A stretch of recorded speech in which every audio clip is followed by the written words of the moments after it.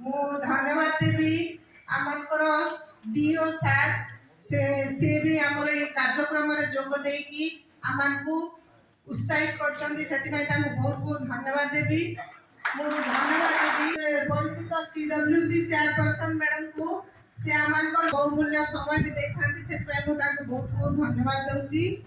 मु धन्यवाद देवी आमकर डीएडोला मैडम से सबू आमकर जेते समाज कल्याण विभाग रो जेते सब कार्यक्रम से अग्रणी है कि आमको सुप्रधार करके आमको आगो को नेवा पई से ताकर आमे स्कूल ले पाठ पढुचे जन्म हेछि जोठी जो माटी रे प्रथम गुरु हेले हमर पिता एवं माता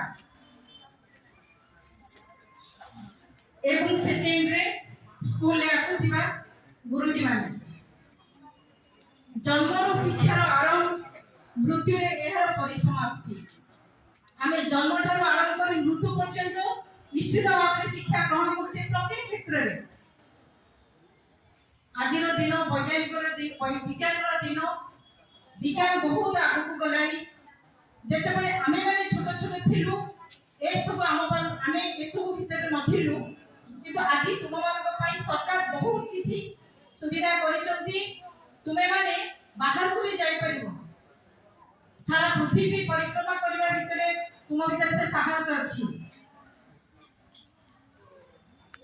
आज दिन रे कुनी कुनी पिला माने प्रथमे मुकरी जे पिता माता को सम्मान करिवो जहाँ भी हो तुम्हार प्रथम सांग होचंदी मां जहाँ भी तुम भीतर जहाँ भी प्रोजेक्ट दिन हबो आज स्कूल रे सांग संगे कोन हो शिक्षक मानक संगे कोन हो बाटरे चली जाउथरा बेले कोन हो सब कथा गुडा को तुमे मां को पाखे प्रकाश करिवो मां होचन तुम्हार प्रथम सांग गुरु मध्य जो माने पिता माता का आशीर्वाद पाइछंती बहु आगु को जाइछंती आज जो मान को आमे आख्या देखुचे समस्त मां का आशीर्वाद रे से बढ़िछंती। आज आमे प्रथम कथा कहबी जे हमर प्रधानमंत्री नरेंद्र भाई मोदी जी से मत मां का आशीर्वाद पे केते जगह पहुंची गले तुमरे मानक भीतर राष्ट्रपति तुमरे मानक भीतर प्रधानमंत्री तुमरे मानक भीतर जंत्री तुमरे मानक भीतर वैज्ञानिक तुमरे मानक भीतर समस्त अछंती सब प्रतिभा रुचि कि थाए जन्म रे जते बेले हमको भगवान जन्म दियंती समान बुद्धि समान जिंस देकी जन्म करि थांती परे हमर परिप्रकाश हुए मां बापा को आशीर्वाद गुरुजी को आशीर्वाद रे हमें से महान जगह रे पहुंची थाउ तो समस्त विद्या लाभ करो शिक्षा लाभ हमर होची प्रथम कथा एवं हमर विद्या अटई महागुणे धन बालक कर उपार्जन ए गुटे अछि जे विद्या सबठार धन आ किछि नाही तेणु आमे माने सेतिरे चलिबा ए पूर्वरु मु गोटे कथा आपन मान को कहिबी जे पूर्वरु आपन मान को मोबाइल कहा को दिया जाय फोन सहित कहा को आमे हम बापा माने फोन रो पाख पढै दउ नथिले गोटे एमिति समय आसिला कोविड समय जोथिले तुमे से भीतरे पाठ पढिया पई गुरुजी पिता माता मध्य तुमको से दायित्व देले से माध्यम से पाठ पढ़ा ऑनलाइन क्लास करो किंतु मोबाइल विकास रो कारण मोबाइल भी विनाश रो कारण मोबाइल भीतर बहुत जिंस अछि ताको तुमे निश्चित भाव पढ़ा पढ़ी करले तुमे बहु ऊपर पहुंच परिबो किंतु मोबाइल भीतर एभरी जिंस लुचि कि रहि थांती ताली तुमरो भविष्य भी विनाश करबो तो पिला माने सब बळे भलो जिंसटा ग्रहण करो निज स्मृति शक्ति रो विकास हो निज ए जो कोमलमती शिशु सुलभ गुणटा हम भीतर थाए से नेचर धीरे धीरे समस्त के भगवान करे जे हमर हो किंतु हमर का भीतर हमें भलोटा को ग्रहण करी का जिता खाली निश्चित भाव में तुमरो गोटे जगह महान जगह पहुंचबा पई शिक्षा ही एकमात्र बाटो आ किछि नै आ किछि भी ग्रहण करू नै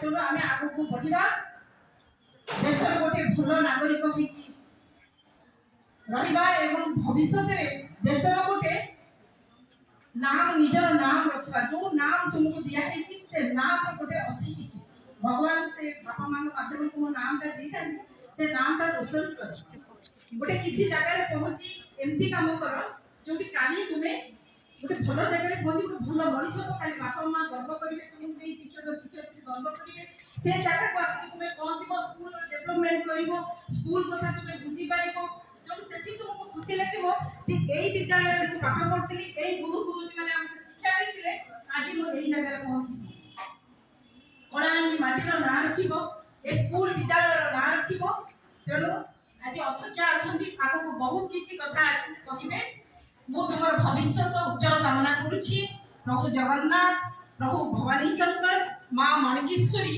आपण मान घंट बोड़ी रखु आपण मैंने आगक अग्रसर हूँ गोटे ठीक जगह पहुँचा आपण से पथ परिष्कार करंतु। जय भारती वंदे मातरम। जय जय भवानी शंकर की जय बोलो बोलो भारत माता की जय वंदे मातरम वंदे मातरम। धन्यवाद। मजीवन मिसा महोदय, एसडब्ल्यू सुमिता त्रिपाठी महोदय, सीराबसी चेयरपर्सन एवं तांकर मेंबर मान उपस्थित अछंती, सोनलता महांती महोदय एवं तांकर सहित अन्य मान सब उपस्थित अछंती। प्रोग्राम कम प्रोटेक्शन अफसर संध्या नायक महोदय एंड सखी सेंटर विनीता दास महोदय, सीडब्ल्यूसी मेंबर अछंती एवं पीओ एनएससी राजलक्ष्मी दास महोदय एवं आउदी क्या छाड़ देथिबी एवं सबुठारो इम्पोर्टेंट होचंती मो सहित आसीचंती राज्य शिशु अधिकार सुरक्षा आयोगर सदस्य श्रीमती कल्पना लेंका महोदया एवं मो सम्मुखर उपस्थित मोर समस्त कुनी कुनी झील माने एवं उपस्थित समस्त शिक्षयित्री शिक्षकगण अभिभावकगण समस्त को आज सुंदर सचेतनता कार्यक्रम पर स्वागत जनाऊँगी। आज आम समस्त एठारे एकाठी होती कौन कहल तुम्हें मैंने कह कौन पे एकाठी होती आज कार्यक्रम थीम कौन अच्छी बेटी बचाओ बेटी पढ़ाओ। आज कार्यक्रम कहल से तो बहुत गुड़े कार्यक्रम अच्छे। बाल्य विवाह मुक्त भारत, बाल्य विवाह क्या कहुए छोट पिला बेले 18 वर्ष कम झील 21 वर्ष कम पुओ जदि बह कर बाल्य विवाह कहला।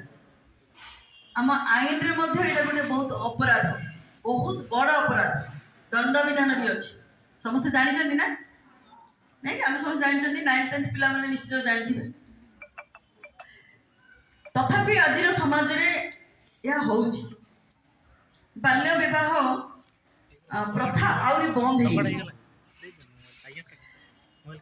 पूर्वर आमर समस्त शुणी इतिहास पढ़ुवे से लेखा जे जो सतीदाह प्रथा थिला ना किंतु सतीदाह प्रथा तो लोप पाइला किंतु विवाह विधवा विवाह माने पुणी आरंभ हो गला। तो आम जब एते बड़ कुप्रथा को पछरे पकईकी एते सुंदर भाव में समाज रे संस्कार आमर पूर्वज माने नहीं आसी पारथिले तो आमे कौन यही संस्कार को दे पारिबाने जे आमे बाल्य विवाह को संपूर्ण भाव लोप करदवा करि परिबा ना आमे जदि आपण माने चाहिए ताहले ही करि परिबे। कारण जेतेबेले गोटे विकसित भारतर स्वप्न आमर प्रिय प्रधानमंत्री नरेंद्र मोदी देखुंती सेतेबेले विकसित भारत सेतेबेले विकसित हो पार जितेबेले आजिर शिशु काली के विकसित हो पार।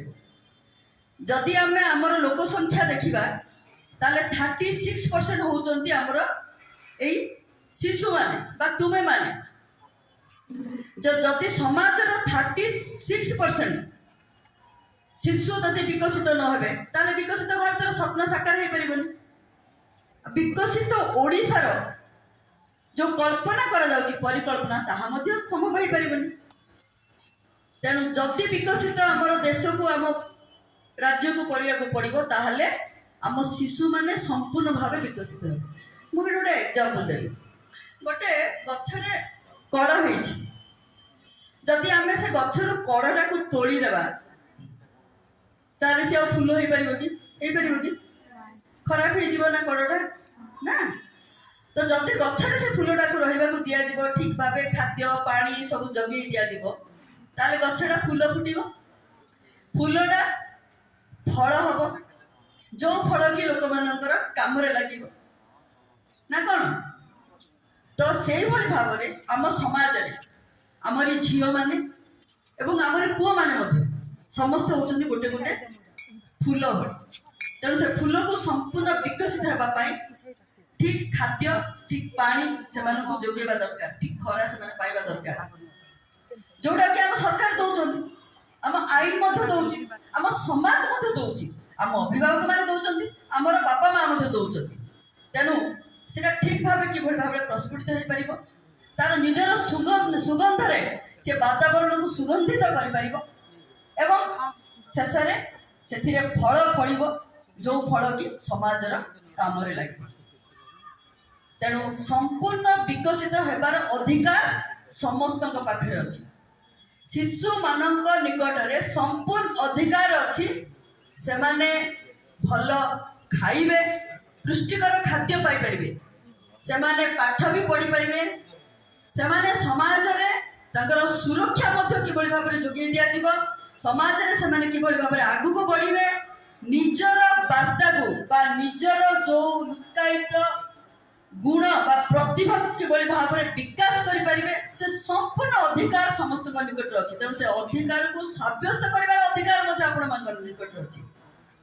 ତେଣୁ ସମସ୍ତେ ପ୍ରଥମେ ନିଜର ବିକାଶ, ତାପରେ ସମାଜର ବିକାଶ। ଆଚ୍ଛା, ଏଇ ଭିତରେ କେତେ ଜଣ ଅଛନ୍ତି ଯାହା ପାଖରେ ମୋବାଇଲ ଅଛି? ହାତ ଟେକିଲ। ମୋ ପାଖରେ ଅଛି, ମୋ ପାଖରେ ମୋବାଇଲ ଅଛି।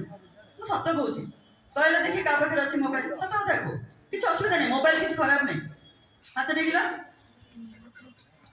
Very good. ସତ କହି, ହଁ, ସତ କହି ପଛେ ମଲେ ମରିବି, ସତ କହିବାକୁ କିଆ ଡରିବି। ଆମେ ପିଲାବେଳେ ସେଟା ପାଠ ପଢୁଥିଲୁ। ହାତ ଟେକିଲ। ପ୍ରାୟ ମୋବାଇଲ ସମସ୍ତଙ୍କ ପାଖରେ ଅଛି, ମୁଁ ଜାଣିଛି। ଯାହା ପାଖରେ ନଥିବ ସେ ତାଙ୍କ ମା କିମ୍ବା ବାପାଙ୍କର ମୋବାଇଲ ଧରିକି ରହିଥିବ। ଏ ଆଜିର ଯୁଗରେ ସମସ୍ତଙ୍କ ପାଖରେ ମୋବାଇଲ ରହୁଛି। ମୋବାଇଲ କିଛି ଖରାପ ଜିନିଷ ନୁହଁ। ମୋବାଇଲରେ ଆମେ ସାରା ବିଶ୍ୱରୁ ବା ଆମର ଯୋଉ ଜ୍ଞାନର ଭଣ୍ଡାର ଅଛି ଆମେ ସେଥିରୁ ପାଉଛନ୍ତି ନା ନାଇଁ? ବହୁତ ଶିକ୍ଷା ପାଇପାରୁଛନ୍ତି ମୋବାଇଲରୁ। ଆଜି ତ ChatGPT ବାହାରିଲାଣି, ଯାହା ପଚାରିଲେ ସେ ଆନ୍ସର ଦଉଛନ୍ତି, ନାଇଁ କି? ଆମକୁ ପରିଶ୍ରମ ବି କରିବାକୁ ପଡୁନି। ଆମର ପୁରା ମାନେ ଜ୍ଞାନ ବଢେଇବାରେ ମୋବାଇଲ ବହୁତ ସହାୟକ ହେଇଛି। ସେଭଳି ଭାବରେ ଆମ ପାଖରେ ଯୋଉ ପ୍ରତିଭା ରହୁଛି, ଦେଖ କେତେ ଜଣ ଅଛନ୍ତି ଭଲ ଗୀତ ଗାଆନ୍ତି, ସେମାନେ ମୋବାଇଲ ଜରିଆରେ ଗୀତ ଗାଆନ୍ତି, ସୋସିଆଲ ମିଡିଆରେ ପଠାନ୍ତି, ଚାରିଆଡେ ଗୁଗଲରେ ପଠାନ୍ତି, ନାଇଁ କି? ତ ତାଙ୍କ ଗୀତକୁ ଏମିତି ବି କୋଉ ଜାଗାରେ ଥିବ ଯୋଉମାନେ ଶୁଣିବେ ତାଙ୍କୁ ଏପ୍ରିସିଏଟ କରିବେ, ତାଙ୍କର ସେ ପ୍ରତିଭାଟା ପୁରା ଲୋକଙ୍କ ଲୋଚନକୁ ଆସିବ। ଆସୁଛି ନା ନାଇଁ? କେତେ ଜଣ ଭଲ ନାଚ କରନ୍ତି, କେତେ ଜଣ ଭଲ ଡ୍ରଇଂ କରନ୍ତି, ସେ ଡ୍ରଇଂ ଯାକୁ ଛାଡନ୍ତି। ତ ନିଜର ପ୍ରତିଭାକୁ ପ୍ରତିପାଦନ କରିବା ପାଇଁ, ବିଶ୍ୱ ସମ୍ମୁଖରେ ରଖିବା ପାଇଁ ବହୁତ ଭଲ ମାଧ୍ୟମ ହଉଛି ଆମର ମୋବାଇଲ ବା ଇଣ୍ଟରନେଟ। ଭଲ ଲାଇନଟା। କିନ୍ତୁ ଯେଭଳି ଭାବରେ ଯେତେବେଳେ ଲୌହ ଯୁଗ ଆସିଲା, ଛୁରୀ ବାହାରିଲା, ନାଇଁ କି?